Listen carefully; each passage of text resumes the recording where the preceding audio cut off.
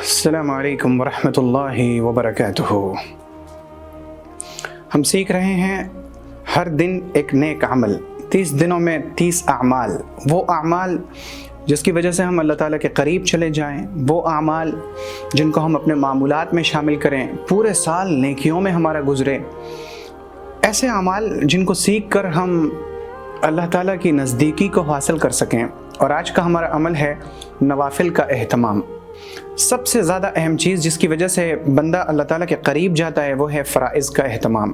فرائض یعنی فرض نماز، فرض روزہ، فرض حج، فرض زکوٰۃ، یہ وہ چیزیں ہیں جن کے بغیر آدمی اللہ تعالیٰ کے قریب جا ہی نہیں سکتا، بلکہ اس کے ذمہ تو قرض باقی رہے گا۔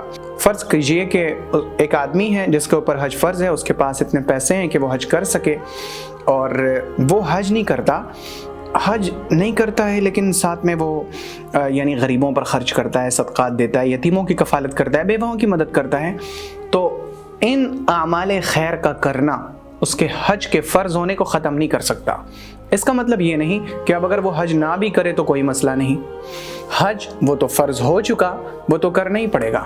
اگر بندہ کسی مجبوری کی وجہ سے خود نہیں جا سکتا تو ضروری ہے کہ وہ اپنے بدلے میں کسی اور کو حج بدل کرائے، یعنی اپنی طرف سے وہ کسی اور کو حج کرائے۔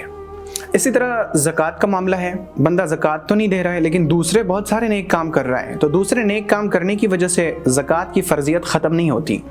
بالکل ایسے ہی نماز کا معاملہ ہے، اور یہ جو نماز کا معاملہ ہے یہ بڑا اہم ہے کہ لوگ بہت سارے نیک کام کرتے ہیں اور پھر کہتے ہیں کہ نماز ہی تھوڑی ساری عبادتیں ہیں۔ ارے حقوق العباد اور بندوں کی مدد کرنا یہ بہت بڑی عبادت ہے، یہ بہت بڑی عبادت بے شک ہے، لیکن پہلے فرض کو ادا کیجئے، اس کے بعد ان عبادتوں کا اہتمام یہ اہم ہے۔ تو سب سے زیادہ ضروری چیز جس کی وجہ سے بندہ اللہ تعالیٰ کے قریب جاتا ہے وہ ہے فرائض کا اہتمام۔ اور فرائض کے بعد اللہ تعالیٰ کی نزدیکی حاصل کرنے کے لیے ضروری ہے کہ بندہ نفل کا اہتمام کرے، نفل روزے رکھے، نفل نمازیں پڑھے۔ فرض نماز کے علاوہ تمام نمازیں شریعت کی اصطلاح میں نفل کہلاتی ہیں۔ ہم بہت ساری نمازوں کو سنت کہتے ہیں، کسی کو سنت مؤکدہ کہتے ہیں، کسی کو سنت غیر مؤکدہ کہتے ہیں، کسی کو نفل کہتے ہیں، لیکن شریعت کی نظر میں فرض رکعتوں کے علاوہ جتنی نمازیں ہیں وہ ساری نفل ہیں۔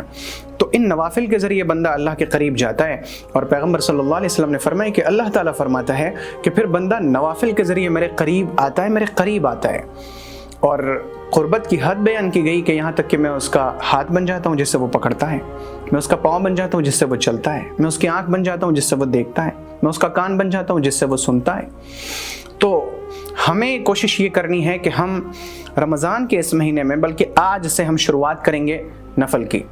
آپ زکوٰۃ دے چکے، اب نفل صدقہ دینا ہے۔ آپ فرض نمازوں کی پابندی کر رہے ہیں، اب نفل نمازوں کا اہتمام کرنا ہے۔